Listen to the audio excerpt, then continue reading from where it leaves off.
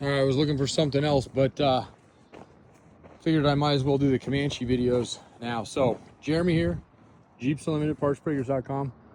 This is I'm at the kind of the end of our yard. 7 acres, Grand Junction, Colorado. We ship all over the world. Matter of fact, I'll be leaving here next couple days to go out to the Midwest. And we have a couple international shipments on this trip, but I'm just going to, one's going into Canada and then one's going to the port. I'm actually going all the way to Maryland. That was kind of a last minute thing.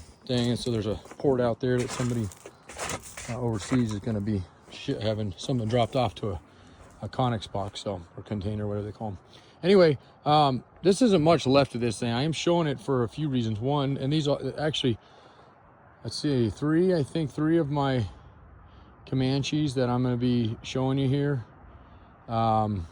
maybe 4, we'll see, all came from the same place, and then the other 2 I think we have in the yard came from local. So this one is a Montana one. We got this several years ago when we bought out a yard up there. We actually drove this thing back, and it was a short, I think it was a short bed one. But if you're ever wondering what a Comanche looks like under the back side of them, because people always get this confused. I've heard people many times say these are framed, and they're not. Although the back half of them almost looks like a frame. They're still the configuration of a unibody. They just don't put anything on top of them. So if you're ever wondering what a unibody really looks like, if they're, you know, in case of a ZJ or a Cherokee wasn't attached to it, this is what it would be underneath of it. But the way they build these is a bed would sit on top of them. Obviously, if you're familiar with Comanches, that's how these work. So pretty simple. But at the end of the day, the point of this is not to really show you this. And I know the gentleman that I'll be sending this video to first, at least, wasn't even really looking at anything like this. But I know other people are going to be commenting or messaging, calling. So figured I'd just give you the lowdown. So it's a nice, clean cab with a back half left. Nothing's been cut on it. It's got a little bit on that cab corner of just damage. You can kind of see it there. Not only right there, and then a little bit you can see the indentations on the back here where that looks like somebody hit something and then possibly pulled it out the best it could. So, but overall that cab is really clean. The roof is great. There's no hail damage. It does have, and this is a parts truck at this point. Obviously we've pulled it apart, so most of this is out. The inside is basically gutted. The doors are still there. It's got a rear sliding rear window. Some of these were fixed, some of these were sliding. I know that's kind of a popular, oh, let me zoom out here so you can see it. Sorry, sometimes I don't pay attention to what I'm recording. So, okay. And then the cab, and then I don't know if that fuel tank might have been out of this or not, but for the most part, it's, you know, the carpet's still in this thing and actually probably decent because it's been covered. Doors are okay. And again, there was no rust on it. So most of the engine compartment is pulled, and this was a 2-wheel drive. And if you're not familiar with Comanches or even XJs, ZJs, they're all the same. They're kind of what we call a modular. So if you ever have a Comanche and you want to go 4-wheel drive, Grand Cherokee ZJs are like this. I believe the WJ is as well, and definitely on the XJ. It's really easy to convert these to 4-wheel drive because you don't have to do any welding, right? You don't have to cut anything. You literally take that axle housing and bolt in a true, this is just a tube, but it's exactly the same configuration as a 4-wheel drive one. So you just replace that with that. And obviously you got to do some things to your drivetrain. The transmission has to be changed over, or at least the tail housing on the tranny, depending on which way you go, if you have the skills to do that. And then the transfer case, and of course your drive shafts, and add a couple linkages, and you're set to go. So we do sell that kit. It's very popular. As is most of our things out here do come out of 4-wheel drives, but every once in a while we get a Comanche. It's usually the Comanches that we find that are 2-wheel drive. And on that note, I will show you a Comanche that we're probably going to put up for sale at some point. I've had it for a long time, actually since that one, which is dating back to probably 2016 when we bought that yard, moved it down here. Back in our Erie days, actually. That yard came from when we were back in Erie. And yeah, it was a little shop. We just used it as a little shop parts truck running around the yard and stuff, but it started getting a little bit muddy and not really taken care of. The body's super clean. So that one might be available here at some point. I kind of always held on to it just for the aspiration of doing something with it later, but as anything, there's, you know, always a value or price to something. And I know right now we're finally starting to see Comanches really come up in value. For a long time there, even when everything else was really coming up, Comanches were still fairly cheap to buy. You could find them.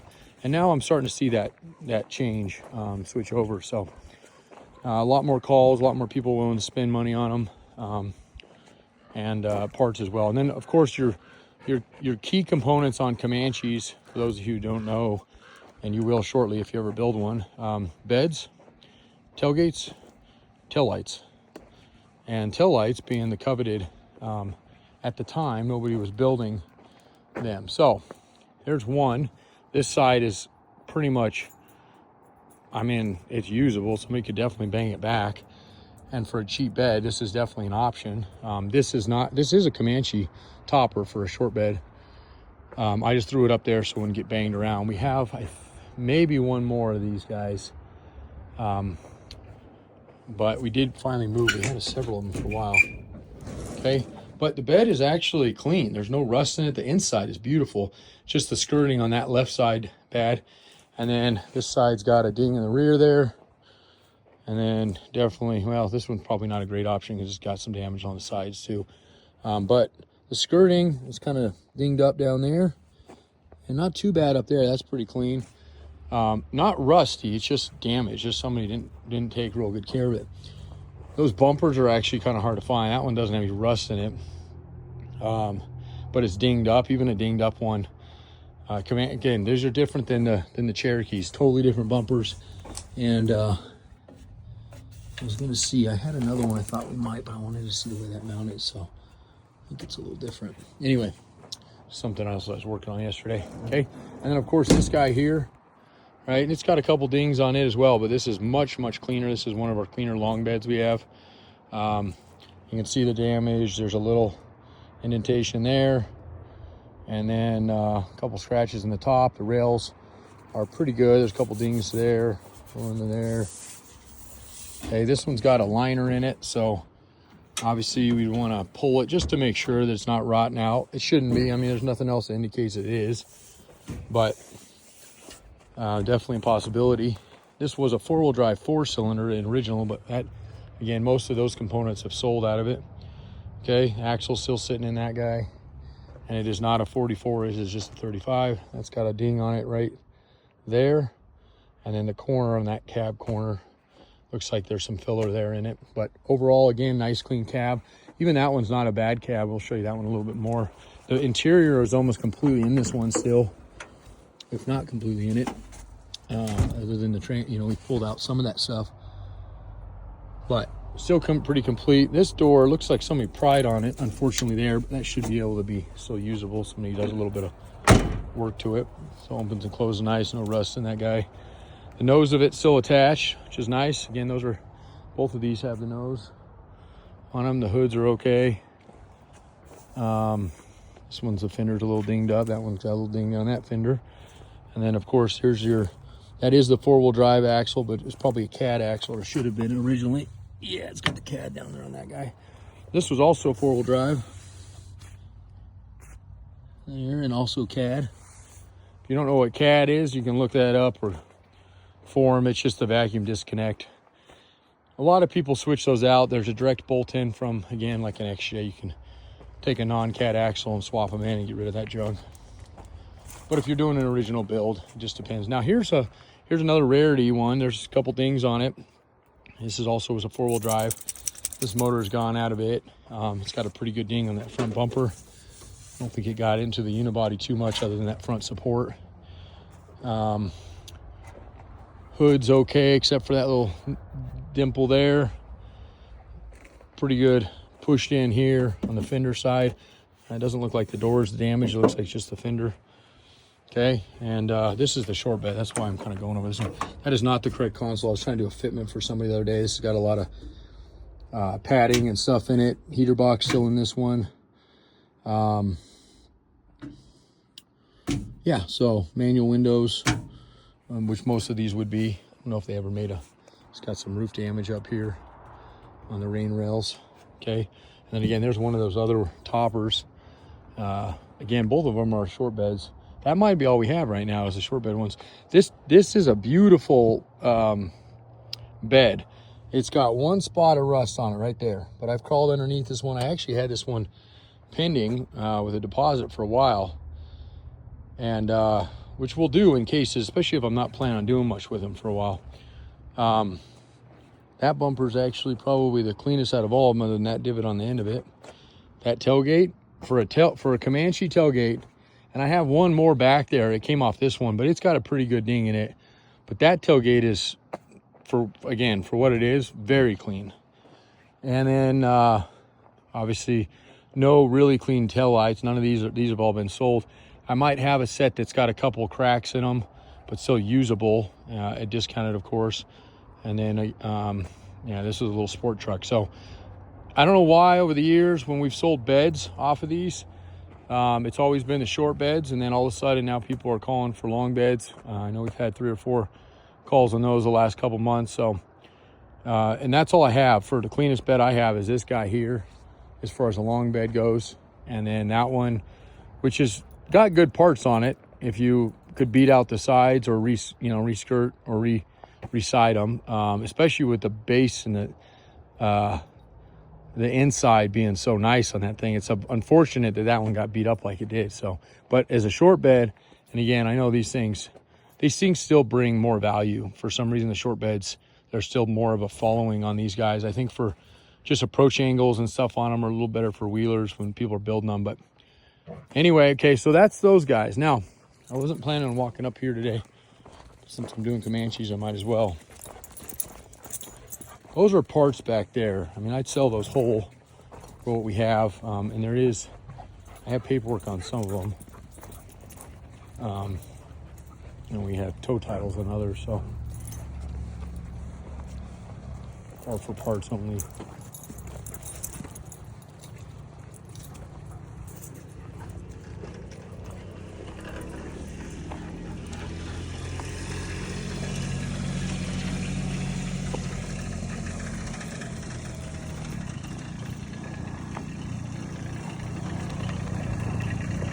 Hey, if you think about it, that little trash can, when you're up by my office, goes in my room. Okay.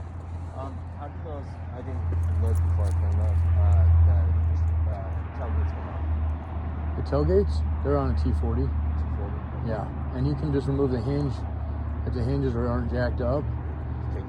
Take the hinge and everything, so that's what will end up bolting to it. Okay. And then the bottom hinges for the doors are on that other tub, or?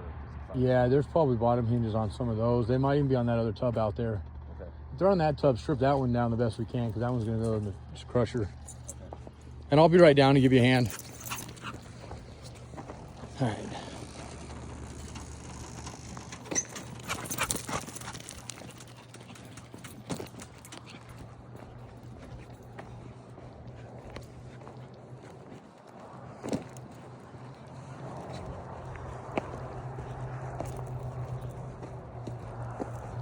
So we get to live on the property.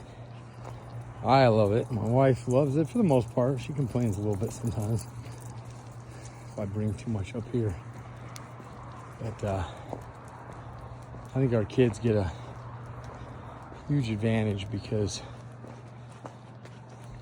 we don't have this kind of childhood anymore. I think this was not that most people lived on junkyards, but just being able to get super and dirty and having fun and with loaders and vehicles and finding treasures. I mean, this yard has been a yard since the 40s, so every time it rains, something seems to pop out of here. So this is the other Comanche, and this is actually one that runs and drives. Another short bed, another that little ding on the rear, which probably happened in the yard when I pulled it finally. It's had enough, but still got some metal in it from using it around. And it's got a couple little dings and dents here and there, but there's no rust on it. Like I said, it's a little 4-cylinder 2-wheel drive. I think it's an 87 maybe. Interior's okay. I mean, we've used it as a parts truck, so it's manual. Most of them are. I mean, you can find autos in Comanches, but not super common. I doubt this thing has a good battery in. We'll see.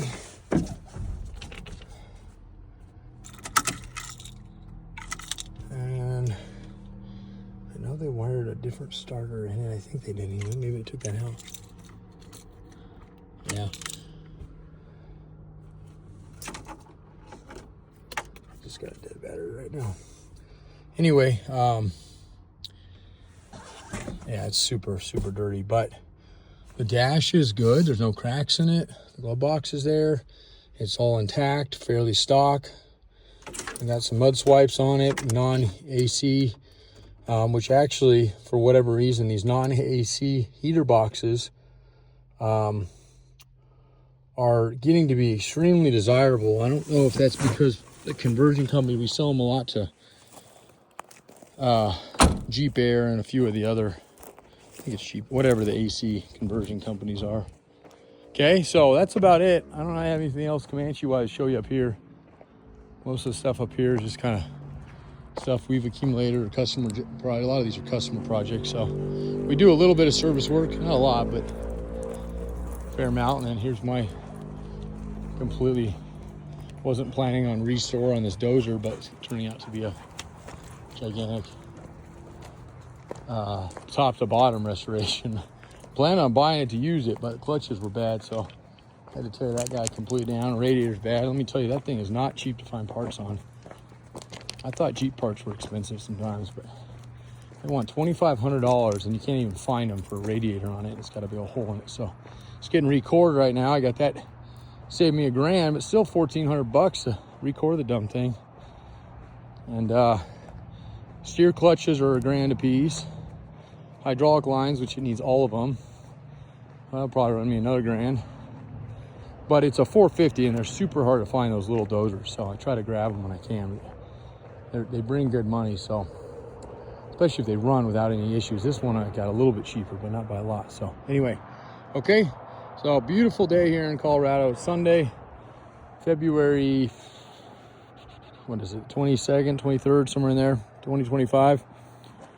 And like I said, Brandon's helping me today. We're gonna have this trailer loaded up. I'll be peeling out of here hopefully this evening, first thing in the morning possibly. And only thing I have to contend with planning wise is we're in Grand Junction. Denver's 4.5 hours away, and unfortunately between us and them is about 15 ski resorts, and those ski resorts close down about 2 p.m., 3 p.m., somewhere in there, and it unloads just a fury of traffic down a 2-lane highway. So if you've grown up in Colorado, you know this already, but the worst, absolutely the worst, whether it be summer or winter, to drive to Denver from the mountains is Sunday afternoon to evening, because you'll be stuck in a parking lot. What normally takes 4 hours will take you 8 to 10 hours. And I hate traffic, so I'd rather just push my trip back a little bit and do it tomorrow.